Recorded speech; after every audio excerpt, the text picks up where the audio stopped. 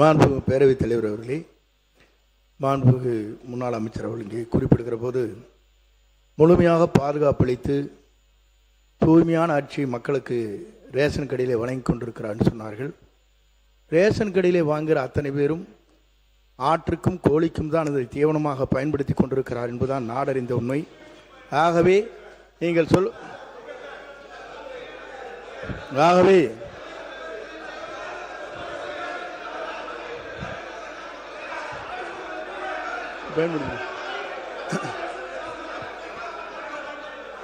ஆகவே ஆகவேதான்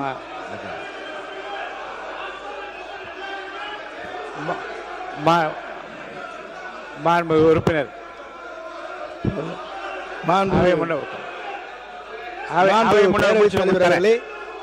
அவை முன்னவர் முடித்தவுடன் உறுப்பினர் கோவி ஸ்ரீன் அவர்கள் பேச அவை முன்னவர் முடிங்க. அவை முன்னவர் முடிங்க. அவை முன்னவர் முடிங்க. உட்காருங்க. அவை முன்னவர் அவை முன்னவர் அவை முன்னவர் நீங்க முடிச்சிட்டீங்களா? முடிங்க முடிங்க. நீங்க முடிங்க. உங்களுக்கு தரேன், வாய்ப்பு தரேன். அவை முன்னவர் பேசி முடித்து உங்களுக்கு வாய்ப்பு தரேன். நீங்க ரெண்டு பேருமே பேசலாம். உட்காருங்க. அவை முன்னவர் பேசி முடித்தவுடன் ரெண்டு பேர் நீங்க கோவி செடியன் நீங்களும் பேசலாம், அவரும் பேசலாம். ரெண்டு பேருக்கும் உட்காருங்க. உட்காருங்க. உட்காருங்க. நீங்க உட்காருங்க. பேரவைத் தலைவர் அவர்களே உட்காருங்க. சொல்லுங்க. நீங்க சொன்னீங்க, அதுக்காக சொல்லியிருக்கேன். அதற்காகத்தான் நம்முடைய முதலமைச்சர் அவர்கள் சன்னரக நெல்லை உற்பத்தி செய்ய வேண்டும் என்பதற்காகத்தான் இந்த தொகையை உயர்த்தி கொடுத்து எதிர்காலத்தில் சன்னரகை தான் இந்த மக்கள் வேண்டும் என்று விரும்புகிறார்கள். அண்டை மாநிலங்களிலிருந்து அந்த அரிசி வருகிறது, பல இடங்களிலிருந்து வாங்கப்படுகிறது. நம்முடைய சன்னரகம் என்பது உற்பத்தி குறைவாக இருக்கிறது என்பதுதான் உண்மை. ஆகவே அதை உற்பத்தி செய்ய வேண்டும் என்ற நோக்கத்தோடு தான் அந்த பணிகளை மேற்கொண்டார்கள். மாண்பு உறுப்பினர்கள் சொல்லுகிற போது இல்லை அதை மாற்றி ஒரே சொல்லிடுறேன். இல்லை சொல்லிடுறேன். மாண்பு பேரவைத் தலைவர் அவர்களே, நான் சொன்னதில் உங்களுக்கு அதில் இருக்கும். அதை சில பேர் பயன்படுத்துவதில்லை என்பதுதான் உண்மை. ஏனென்று சொன்னால் எம்ஆர்கே பன்னீர்செல்வம் நீங்க பேசுங்க. எம்ஆர்கே பன்னீர்செல்வம் அவர்கள் மட்டும் பேசலாம். உங்களுக்கு துணையாக பின்னாடி யாரும் பேச அனுமதிக்கும். திரும்பி பாருங்க, கொஞ்சம் திரும்பி பாருங்க. நீங்க மட்டும் பேசுங்க. பேரவைத் தலைவர்களே, முன்னாள் அமைச்சர் நேரு கூட அந்த ரேஷன் அரிசி தான் சாப்பிட்றேன். ஏன்னா சுகர் கம்மியாகும்ட்டு, அதை சுகரை கம்மியாகும்னு சொல்லி அது அது மோட்டா அரிசி சாப்பிட்றாரு. அதனால் வந்து எல்லாரும் உறுப்பினர் கே நேரு அவர்கள் பேச. மாண்புமிகு பேரவைத் தலைவர்களே, அவை முன்னவர் என்ன அர்த்தத்தில் அப்படி சொல்கிறார்? ஆட்டுக்கும் மாட்டுக்கும் எல்லாம் என்பதெல்லாம் இல்லை. குறிப்பாக உங்களுக்கு அரிசி எப்படி கொடுப்போம் என்று சொன்னால், நானும் இந்த உணவுத்துறை 30 வருடத்துக்கு முன்பு நான் பார்த்தேன். எனவே சொல்வது, கருப்பாக இருக்கிற அரிசியை கடைசி நேரம் வேறு வழியாக, அப்போதெல்லாம் அரிசி கிடைப்பது கஷ்டம், சென்ட்ரல் போர்லேருந்து கிடைக்கிறது கஷ்டம். அப்போ அது ஒரு மாதத்துக்கு அரை மாதத்துக்கு கொடுப்பாங்களே தவிர, நம்முடைய மாண்புமிகு உணவுத்துறை அமைச்சர் சக்கரபாணி வந்த பிறகு பாதுகாப்பான குடோன் எந்த காலத்திலும் எந்த உணவு, அவரும் உணவு அமைச்சராக இருந்தார், நானும் உணவு அமைச்சராக இருந்தேன். ஆனால் அவர் தான் நிறையா கட்டினார். அவருடைய காலத்தில் நம்முடைய தளபதி அவர்கள் அதற்காக நிதி ஒதுக்கி நெல்லை நனையாமல் கொண்டு சென்றது சக்கரபாணி. நான் சொல்லிடுறேன், நான் ஒரு நிமிஷம் சொல்லிடுறேன், நீ சொல்லு. நம்முடைய அவை முன்னவர் சொல்கிறார், ஆட்டுக்கு மாட்டுக்கெலாம் இல்லை, இன்றைக்கி ரேஷன் அரிசி எல்லா மக்களும் சாப்பிட்றாங்க. நீங்கள் உனக்கு வச்சிங்க இன்னைக்கு ரேஷன் அரிசி. காரணம், ரேஷன் அரிசி சாப்பிடுகிற போது அந்த சர்க்கரை அளவு குறைகிற காரணத்தால் எல்லா மக்களும் அதை எடுத்து கொண்டிருக்கிறார்கள். நீ எப்படி காலையில் எழுந்திரிச்சோன்னா நெல்லிக்காய் ஜூஸ் குடிப்பான்னு பேட்டி கொடுக்குறியா? அது மாதிரி இன்றைக்கு ரேஷன் அரிசியை எல்லா மக்களும் பயன்படுத்தி கொண்டிருக்கிறார் என்பது உண்மை. உறுப்பினர் அவை முன்னவர் மாண்புமிகு பேரவைத் தலைவர் அவர்களே, சக்கரை நோயை தடுப்பதற்காக இந்த ரேஷன் அரிசி பயன்படுத்தி என்று சொன்னால் நீ கஞ்சி வைத்து கொடுப்பதிலே நாங்கள் வாழ்த்துக்கிறோம்.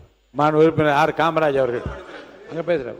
பொதுப்பணித்துறை அமைச்சர், பொதுப்பணித்துறை அமைச்சர் பேசுங்க. காமரா உட்காருங்க. பொதுப்பணித்துறை அமைச்சர். மாண்புமிகு பேரவைத் தலைவர்களே,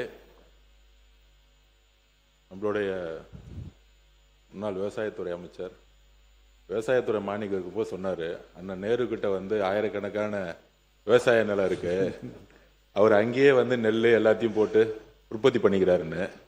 ஆனால் ஒரு பரம ஏழையா இருக்கக்கூடிய மாதிரி அண்ணன் வந்து ரேஷன் கார்டில் தான் அரிசி சாப்பிட்றாருன்னு ஒரு தகவல் இன்னைக்கு தான் அது தெரியுது. அதனால அதாவது என்னுடைய பதிவு நான் முடிச்சிடுறேன், நீங்க பேசும்போது நான் முடிச்சிடுறேன். எதற்கு சன்னக நெல் அரிசிக்கு அதிகமான ஊக்கத்தொகையும் பொது ரக அரிசிக்கு எதுக்கு விலை கம்மியும் அப்படிங்கிற ஒரு விவாதம் நம்முடைய முன்னாள் உணவுத்துறை அமைச்சர் வந்து ஒரு பதிவு பண்ணாரு. மாண்புமிகு முதலமைச்சர் மூத்த அமைச்சர்களை ஒரு 8 அமைச்சர்களை கூப்பிட்டு விவசாய சங்கங்களை வந்து சந்திக்க சொன்னார்.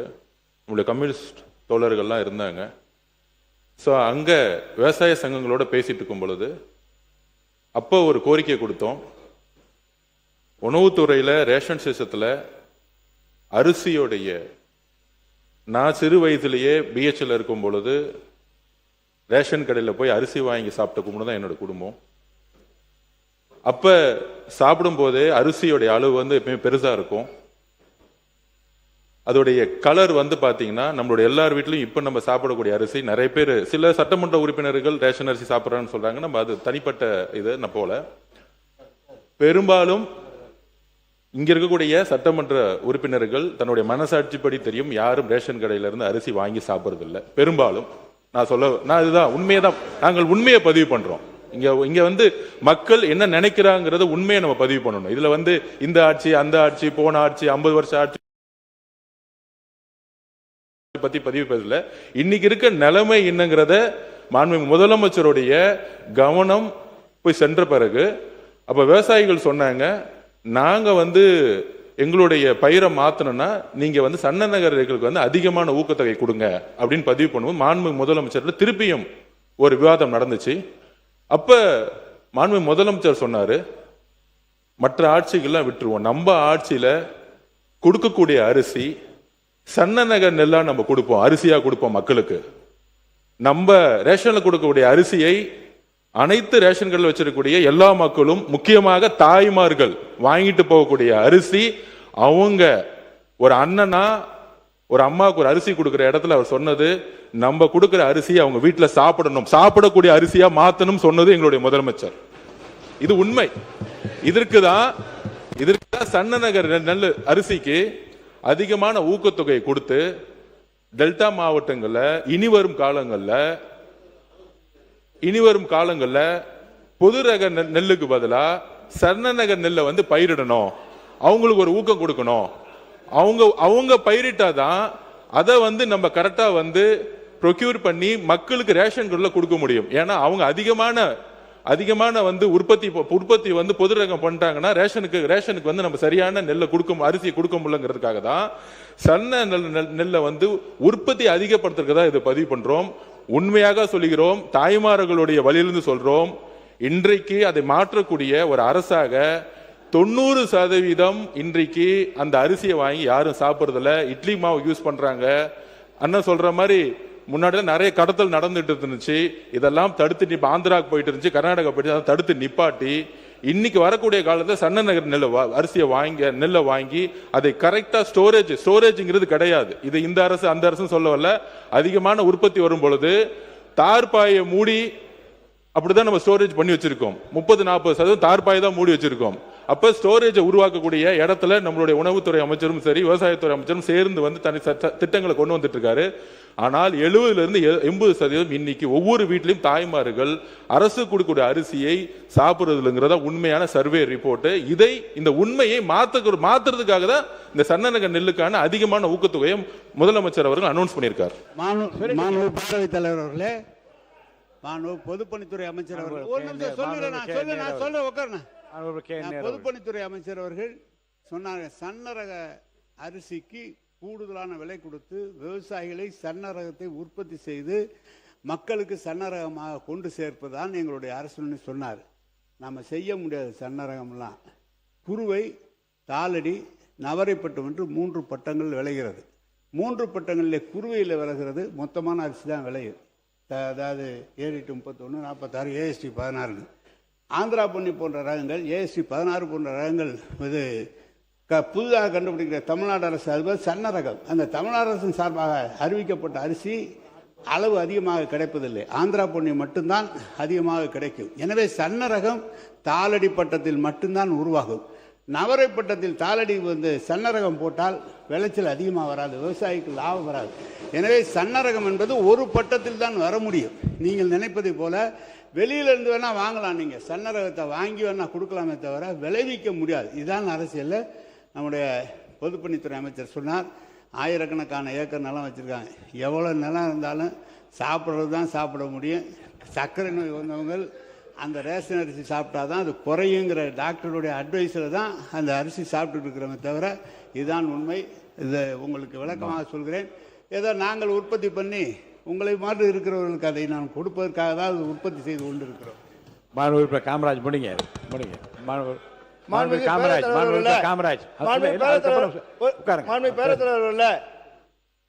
அதாவது இந்த அரிசி வழங்குகிற திட்டத்தை இலவச அரிசி என்று சொல்லக்கூடாது, விலையில்லாத அரிசி என்று சொன்ன தலைவர் மாண்புமிகு புரட்சி தலைவி அம்மா அவர்கள் 1,84,00,000 பேருக்கு தமிழ்நாடு முழுவதும் விலையில்லாத அரிசியை அறிமுகப்படுத்தினார்கள். அது இன்றைக்கு 2,20,00,000 கார்டு வரைக்கும் விலையில்லாத அரிசி போயிட்டு இருக்கு.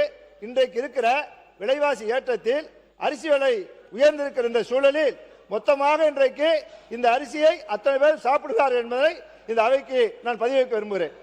மாண்புமிகு ஏவா வேலு அவர்கள்.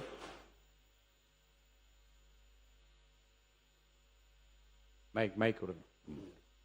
மாண்புமிகு பேரவைத் தலைவர்களே, நானும் 5 ஆண்டு காலம் கூட்டுறவு உணவுத்துறை அமைச்சராக இருந்து பணியாற்றிய காரணத்தான் ஒரு விளக்கத்தை சொல்ல வேண்டிய நிலைமை இருக்குது. அவை முன்னவர் அவர்கள் எப்பொழுதும் உங்களுக்கு உறுதுணையாக இருந்து அவையை சும்மா நடத்துறதுக்காக அவர் முயற்சி பண்ணணும். அவரே ஒரு பிரச்சனையை உருவாக்கி விட்டார் என்று சொன்னால் எப்படி அவையை நடத்த முடியும்? ஒன்று, இப்போ ஏற்கனவே 5 ஆண்டு காலம் நாங்கள் ஆட்சியில் இருக்கிற பொழுது இந்த இடத்துல தான் உட்கார்ந்தார். என்னைக்காவது ஒரு நாளாவது இந்த பொது விநியோக திட்டத்தில் உங்கள் ஆட்சியில் அரிசி சரின்னு எங்கேயாவது ஒரு நாளாவது கேள்வி கேட்டிருப்பாரா? அதுவும் இல்லை. ஏதோ ஏன் சொல்கிறாருன்னு சொல்கிறேன். கழக ஆட்சியை பொறுத்தளவிற்கு பொது விநியோக திட்டம் சிறப்பாக இருப்பது என்று பத்திரிக்கை இல்லை, இந்தியன் பத்திரிக்கையும் ஹிந்து பத்திரிக்கையும் டைம்ஸ் ஆஃப் இந்தியா பத்திரிக்கையும் ஆர்டிக்கல் எழுதாங்க. என்ன தெரியுங்களா? கழக ஆட்சியில் பொது விநியோக திட்டம் மிக சிறப்பாக இருக்கு என்று சொல்லி தன்வீர் பண்டாரி, தீபக் வர்மா உச்சநீதிமன்ற நீதிபதிகள் பாராட்டி அந்த செய்தி வந்தது. ஒன்று. இது மெத்தேடு எப்படின்னு கேட்டீங்கன்னா, பொதுவாக ரேஷன் கடைக்கு வருகிற அரிசி எப்படி இருக்குன்னு கேட்டால், தமிழ்நாட்டில் நம்ம நெல்லை நம்ம பர்ச்சேஸ் பண்ணுறோம். அந்த நெல்லை பர்ச்சேஸ் பண்ணுறதை அரிசியாக்கி அது ஈடு செய்து விட்டு எஞ்சி இருக்கிற அரிசி எங்கேருந்து கொடுக்குறாங்கன்னா மத்திய அரசாங்க தொகுப்புத்திலிருந்து அரிசி தராங்க. அது சத்தீஸ்கர்லேருந்து வரும், பஞ்சாப்லேருந்து வரும், ஆந்திராவிலேருந்து வரும். ஒரு முறை நம்ம அவை முன்னவர் சொன்னதை போல் அரிசி பழுப்பு நிறத்தில் வந்தது. அது சத்தீஸ்கர்லேருந்து வர்ற அரிசி. ரேஷன் கடையில் இதை பற்றி ஒரு செய்தி வந்த உடனே எங்கள் முதலமைச்சர் என்ன சொன்னார்னா, ரேஷனுக்கு அப்படி ஒரு செய்தி வந்திருக்கிறது, நாளைக்கே அதெல்லாம் வித்ட்ரா பண்ணுங்கன்னார். என்ன விஷயம்னார், இது சத்தீஸ்கரில் வந்த அரிசி அப்படின்னு உடனே மத்திய தொகுப்பில் இருக்கிற உணவுத்துறையை சந்தித்து, உணவு அமைச்சரவை சந்தித்து, எங்களுக்கு இனிமேல் சத்தீஸ்கர் அரிசி தேவையில்லை, பஞ்சாப் அரிசியும் ஆந்திரா அரிசியும் தான் வர வேண்டும் என்று ஆணை பெற்று அதுக்கு பின்னால் தொடர்ந்து அரிசி கொடுக்கப்பட்டது. இதுதான் உண்மையான வரலாறு. இதுதான் உண்மையான வரலாறு. அடுத்து எங்களுடைய அண்ணர் மு.க. ஸ்டாலின் நம்முடைய உணவுத்துறை அமைச்சர் சக்கரவாணிக்கு ஒரு ஆர்டரை போட்டு, நீங்கள் உள்ளூரில் அரிசி இது நெல் பர்ச்சேஸ் பண்ணுறீங்க, நாம் இது ஈடு செய்தால் தான் மீதி அரிசி தருவாங்க. இந்த அரிசி எப்படி இருக்கும்னு கேட்டால், தமிழ்நாட்டில் உற்பத்தி பண்ணுற அரிசி கொஞ்சம் கலர் கம்மியாக தான் இருக்கும், என்ன மாதிரி கொஞ்சம் கருப்பாக இருக்கும், உங்களை மாதிரி சகப்பாக இருக்காது. அதனால் அதுக்கு என்ன ஆர்டர் போட்டார் தெரியுங்களா?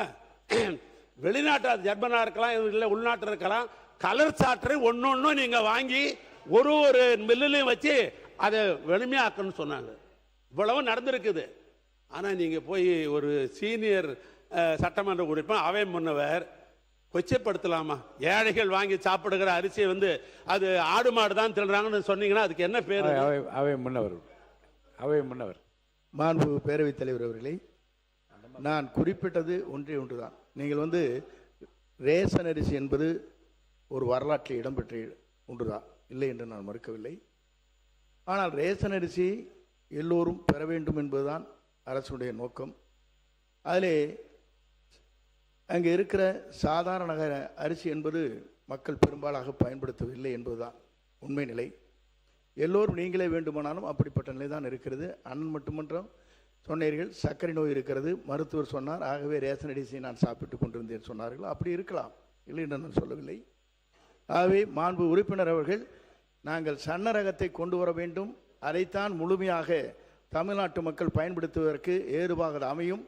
ரேஷன் கடையிலே வாங்குகிற இருங்க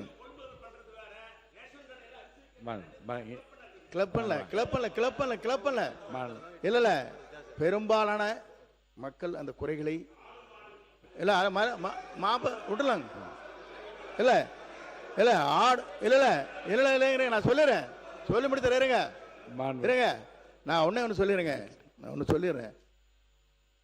இல்ல ஆடு மாடுகள் என்று உட்காருங்க, நீங்க உட்காருங்க. இல்ல ஆடு இருங்க இருங்க. சில பேர் தரமில்லாத அரிசி வருகிற போது சில பேர் அதை பயன்படுத்தினார் என்று எங்களுடைய எல்லாம் தகவல் வந்திருக்கிறது.